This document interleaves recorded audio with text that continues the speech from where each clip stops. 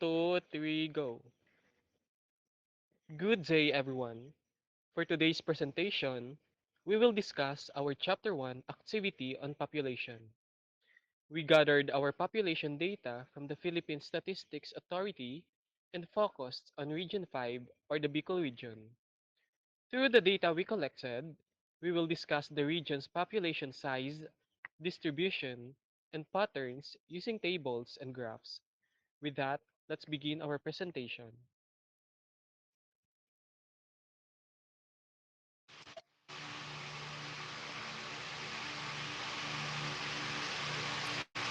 So, good day everyone. My name is Kyle Francis Alipoon and I am the first presenter for this group. So, based makita nato yung data no, makita nato nga ang population sa Bicol region nagbago from 2015 to 2024. In 2015, the total population was 5,796,989. And by 2020, nagdugang ini kag nangin 6,082,165, which means nga nag-grow ang population during those 5 years. This increase shows nga mas nagdamo ang mga tao nga naga-star sa ina nga region. So, PD man next ang slide.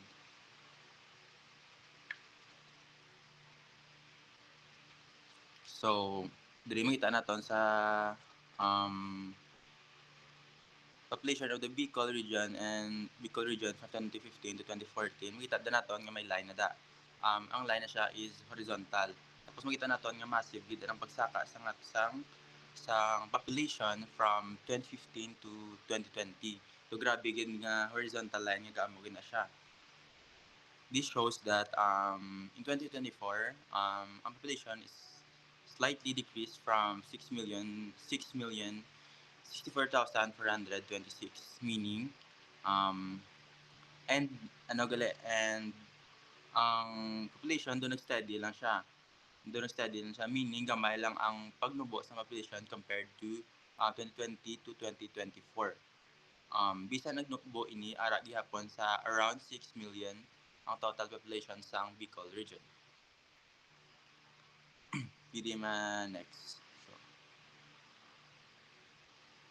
So the interpretation from 2015 to 2020, the population of Bicol region increased from 5,796,989 to 6,082,165, showing steady growth over the 5-year period. However, from 2020 to 2024, the population slightly decreased to 6,064,426.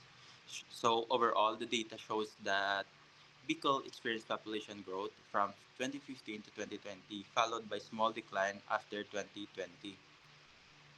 So, amo na overall, ang graph nagapakita nga nag-grow ang population from 2015 to 2020. Pero nag-slight decrease from 2020 to 2024. So, makita naton nga generally stable ang population sa Bicol region, pero naghinay population ini from 2020 to 2024. Importante ini nga data kay amoy na makabulig ini siya sa aton government siyempre sa pag-track sang mga schools, sa mga hospitals, jobs, and housings, and other services. So that's all for my part. Thank you.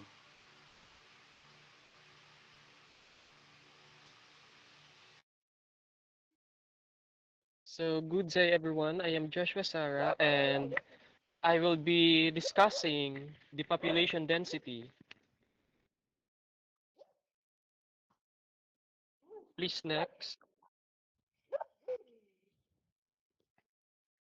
So, our population density from Bicol region on the year 2015, the total population is 5,796,989, and the density is 320 persons per kilometer.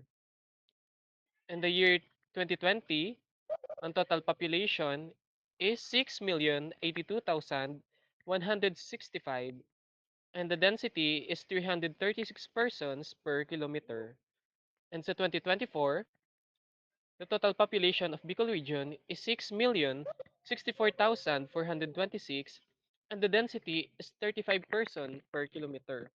So, kada 5 years or let's say kada 4 years, ang total population sa Bicol region is mas nagadako as well as ang iya nga density nagadako man nga nagadako because density is gabay siya sang total population sang isa ka lugar o kon sang isa ka region.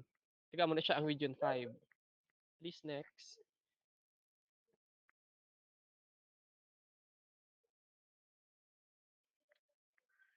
So here's our interpretation on the table that we have created and the data that we've gathered from PSA. The population density of Region 5 or Bicol region shows a gradual increase from 320 persons per square kilometer in 2015 to 336 persons per square kilometer in 2020. This indicates that more people were living within the region's available land area. However, the density slightly decreased to 335 persons per square kilometer in 2024. Overall, the changes were relatively small, showing that Region 5 maintained a fairly stable population density from 2015 to 2024, with 2020 having the highest recorded density among the available census years. So it is very important to study the population density. It's because dira ta na makita kung ano bala ang pag-spread o kung paglapad sang isa ka lugar sa isa ka country. Dira ta na mabalaan kung pila ka bilog ang tawo ga-star sa isa ka lugar through population density. And that's all for the population density.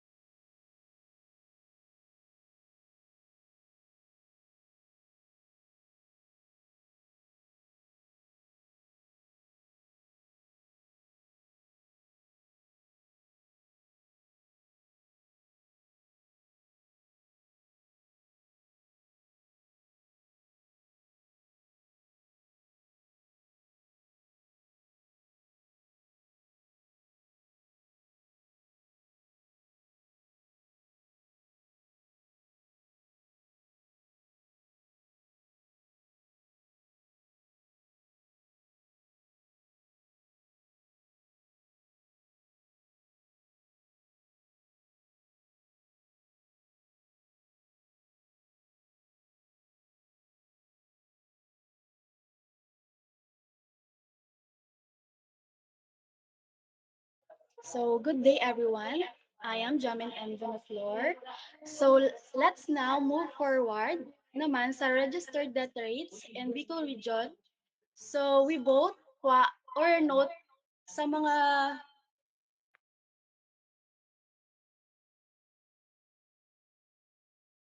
So, we both ang total registered death rates sang both male and female, and also we get the total number sang both sexes nga napatay sa kada year from 2015 to 2025.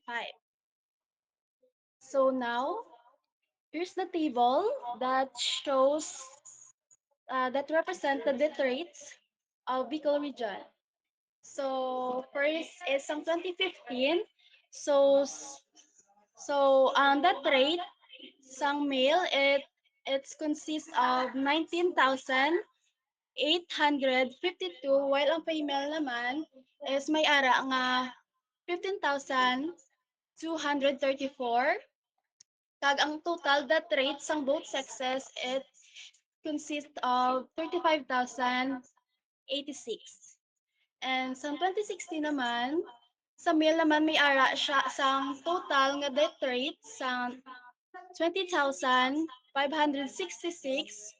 while the female naman is may ara sang 15,662, and the total death rates it consists of 36,228. Sa 2017, sa male naman is may ara naman sila sa 21,700, ay rather 21,071, and sa female naman is may ara naman siya 15,981. Kagang ilang total death rates it consists of 37,052.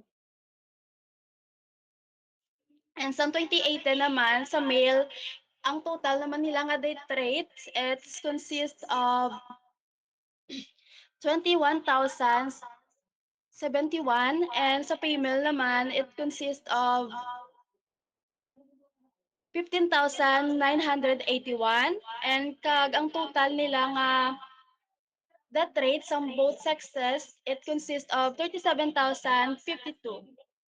And sa 2019 naman, total death rates naman sang male, it consists of 21,874, and while sa female naman is may ara naman sila nga total death rates nga 16,397, kag ang total death rates sa both sexes it consists of 38,273.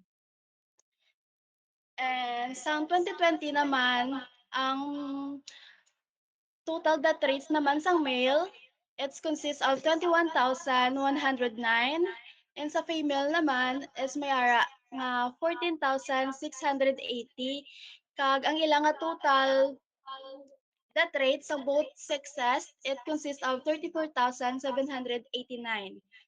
And sa 2021 naman is may ara naman ang female naman.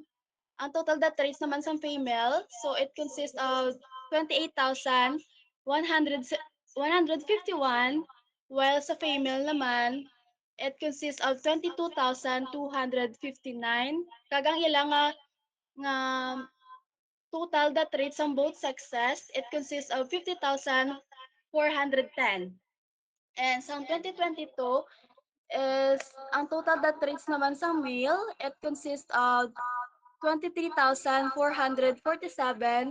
while ang female naman, ang ilan naman nga total death rates, it consists naman sang 18,126. Ang total naman nga death rates sa both sexes, it consists of 41,573. So, as you can see, nga ang pinakataas, ang may pinakataas nga death rates sa kada year is ang year 2021.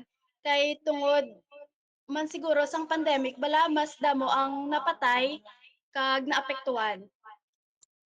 So, sang 2022 naman, Ang total that rates naman sang male, it consists of 23,447, while ang female naman, ang total that rates naman sang female, it consists of 18,126, kag ang ilang total that rates sang both sexes, it consists of 41,573. So, let's move forward naman sa that rate sa 2023. So, sa male is may ara sila total that rates nga 24,277, while ang female naman is ga-consist naman ang ilang that rates sa 18,272, and the total that rates sa both sexes, it consists of 42,549. So, sa 2024 naman, ang total that rates naman sang male, ga-consist ni siya sa 24,575, while ang female naman, ang ilang that rate, it is ga-consist naman ni sang 18,299. And lastly is the year 2025, which is ang ilan ni nga the rate is projected lang ni. So it means nga estimated lang ni ang that rate sang year 2025. So the total or estimated that rates of male is consists of 22,413, while ang female naman consist naman ang ilang total that rates sa 14,977, and the total that rates of both sexes is 39,390. So, ang record ni, hindi pa ni siya fix ged nga record nga registered death rates sa Bicol Region subong nga sang year 2025. So, next slide, Bicol. So, as you can see nga ang may pinakataas nga death rate is ang year 2021, kag ang pinakanubo is ang year 2015, kag sang 2025 is nag-decrease man ang iya nga death rates. So that's it. So interpretation. Next becomes interpretation.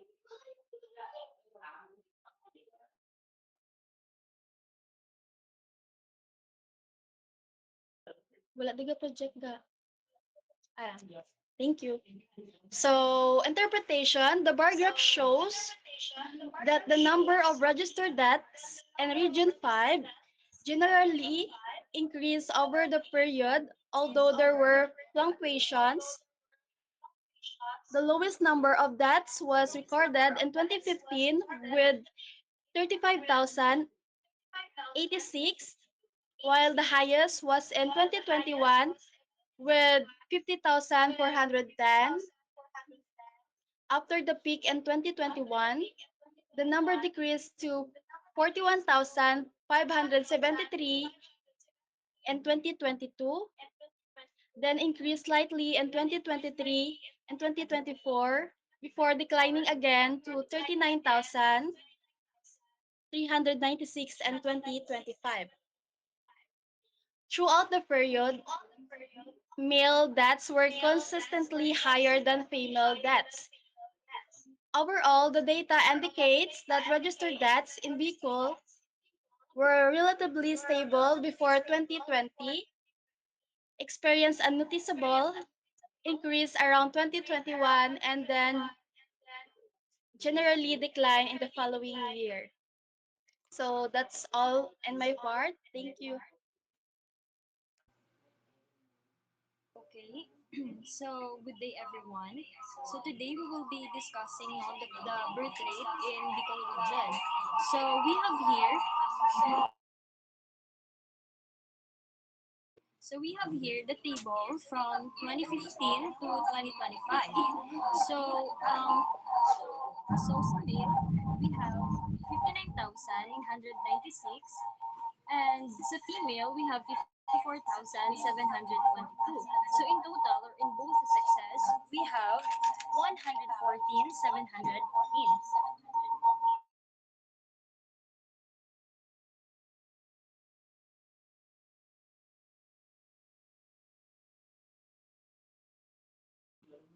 Guys, iliwaton ko lang liwat, guys.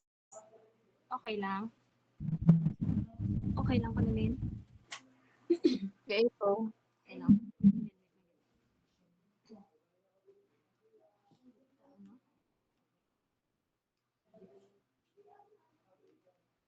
Okay, so good day everyone.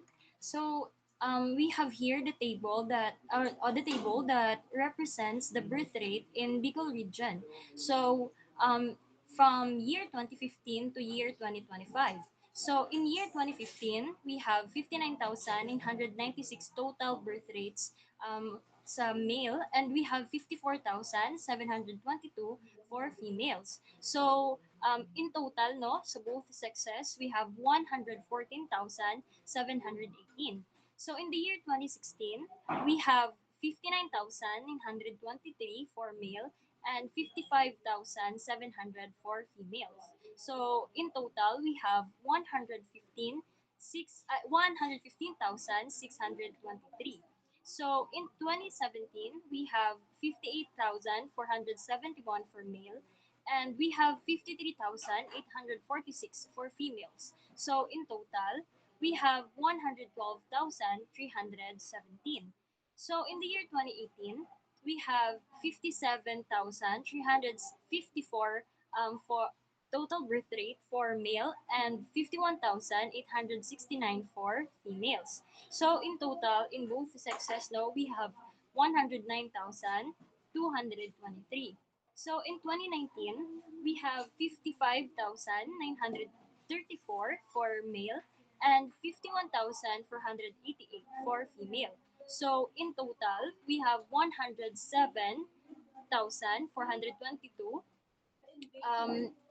birth rate in both sexes sa year 2019.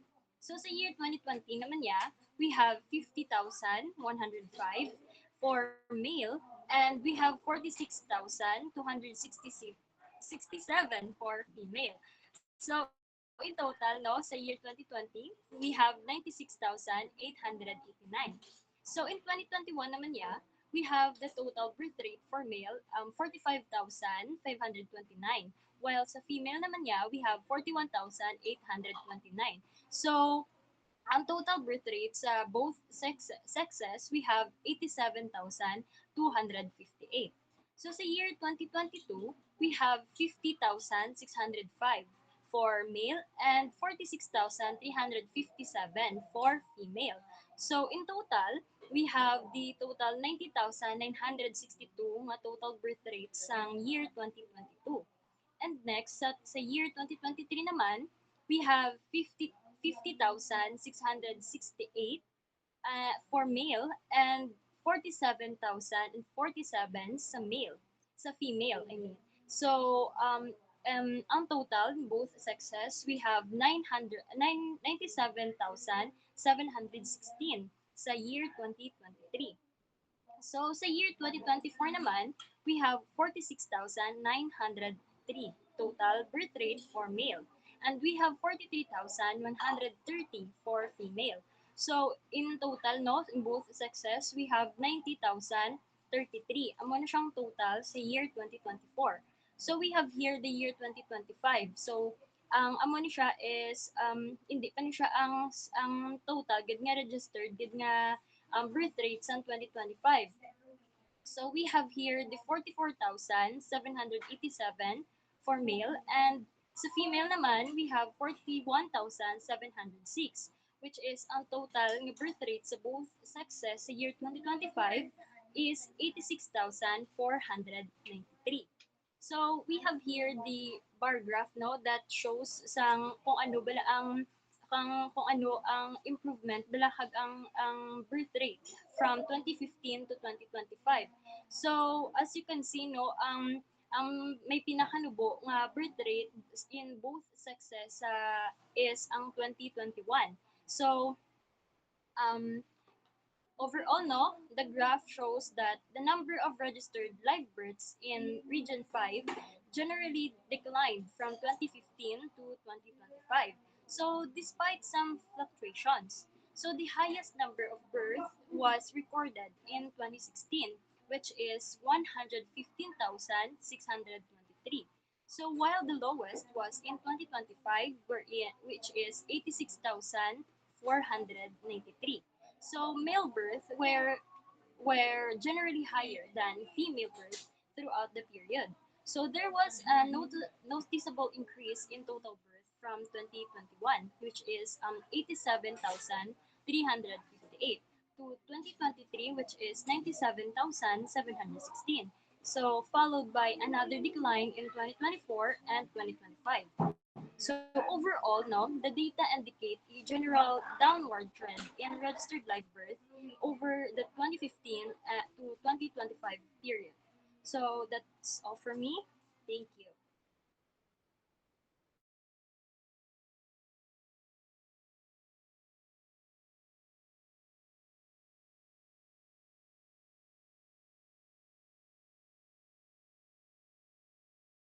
Next naga.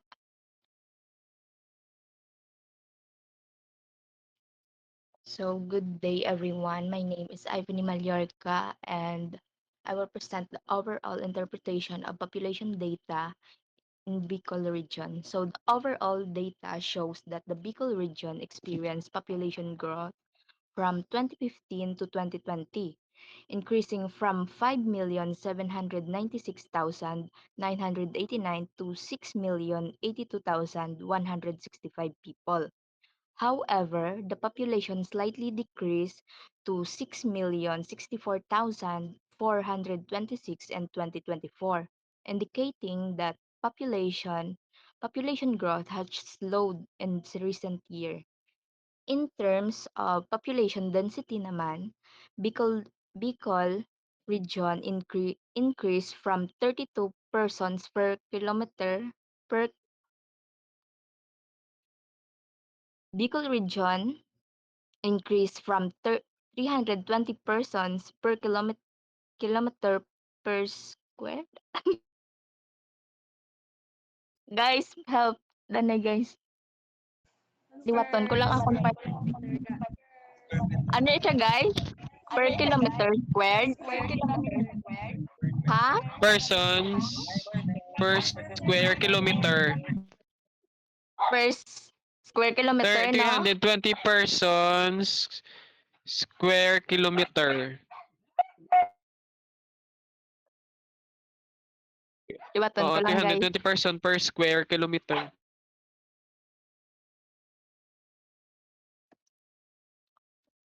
So good day everyone. My name is Ivony Mallorca and I will present the overall interpretation of population data in Bicol region.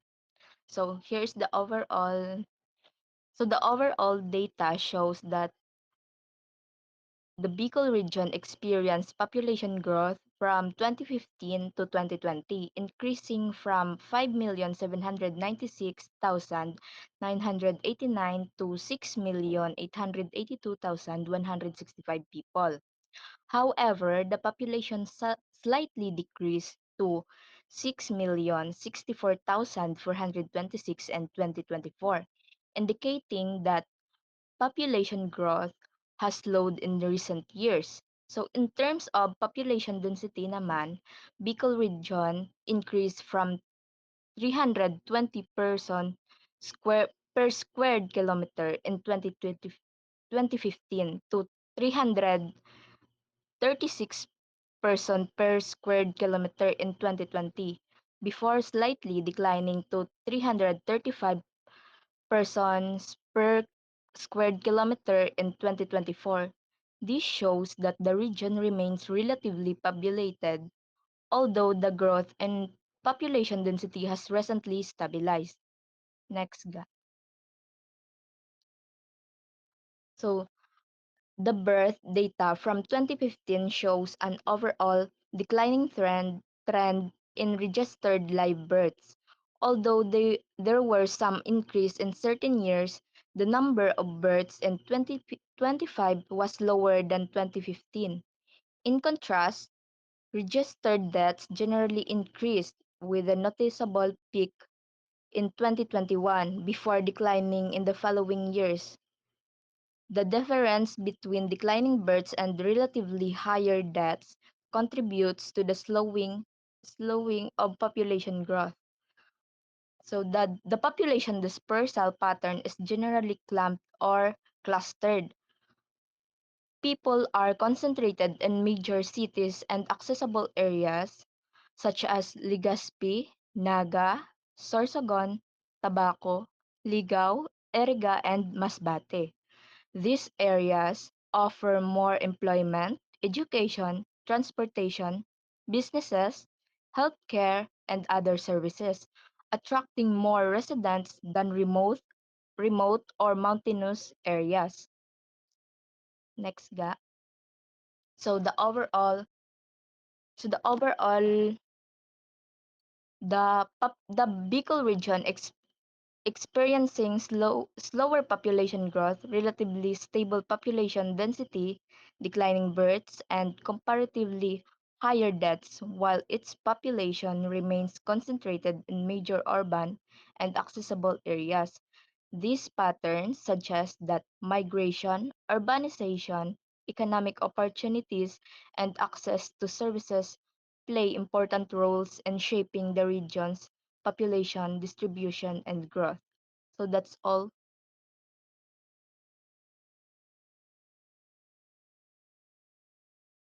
Guys, okay na to guys? Sino ma-closing guys? Hindi na tayo. Hindi.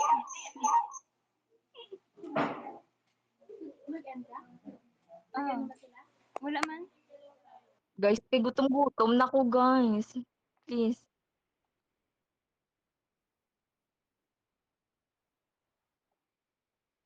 Wait na gud, wait na gud. Sige, go.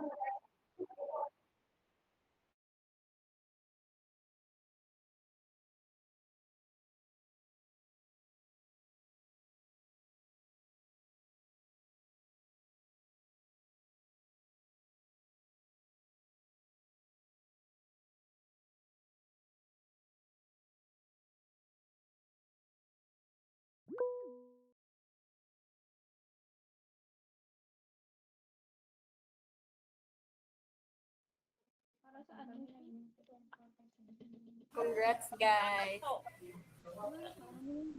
Dala pa ning predation kay Ma'am Tan.